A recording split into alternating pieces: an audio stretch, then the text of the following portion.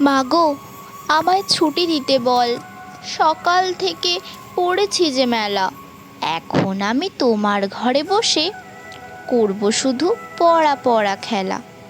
তুমি বলছো দুপুর এখন সবে, না হয় যেন সত্যি হলো তাই। একদিনও কি দুপুরবেলা হলে বিকেল হলো মনে করতে নাই? আমি তো বেশ ভাবতে পারি মনে।